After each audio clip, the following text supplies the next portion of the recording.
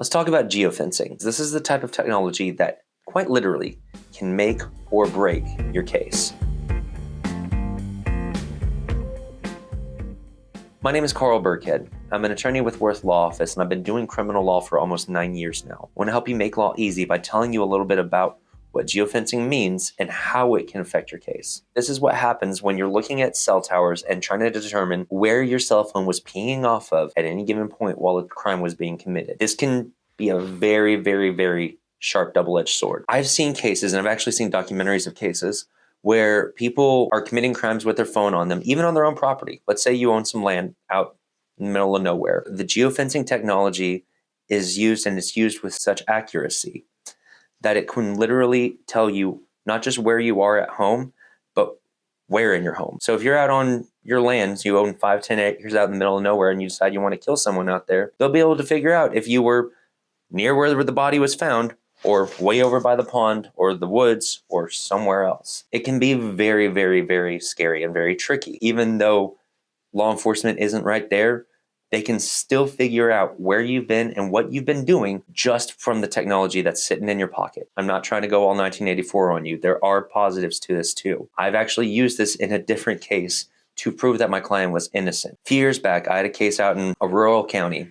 I won't say which one. My client was accused of felony pointing a firearm at another individual. Basically, he was accused of going to a gas station, brandishing a weapon at a bunch of teenagers there, and then driving off. My client was about as nondescript and boring as you could possibly imagine. Average height, average build, no hair, no tattoos, driving a black average sedan like a Nissan or a Chevy or something that you see 1,012 times during the day. And he's wearing nondescript, boring clothes, cargo point pants, and a shirt. This is where the geofencing came in and helped my client out, because this was in the middle of the night. He was driving out to this rural county to go meet up with his girlfriend at I think 3 a.m. or something thereabouts. When he pulls into this gas station, these kids are telling this cop what happened. They see him and they go, "That's him. That's the guy." The problem is my client was about 70 miles away when that happened. And the timestamp from what the kids were saying, what the gas station surveillance was saying, all showed that it happened at a time when my client physically could not have been there at that gas station doing it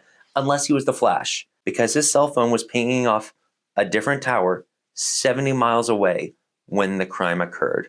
And he just had the bad luck of looking like the same guy and driving into that same gas station. It sounds almost too good to be true. And for my client, believe me, he was very relieved when we got this figured out. Eyewitness testimony was going to have him in handcuffs if we weren't able to prove through geofencing that he was completely in a different place and time. This can go either way for you. And so it's very important for you to understand what your rights are and how it can help you versus how it can hurt you. If you're in this type of situation, or you think that your cell phone location might be a factor in your case, come sit down, let's talk about it. My name is Carl Birkhead. I'm with Wirth Law Office, and I want to help you make law easy.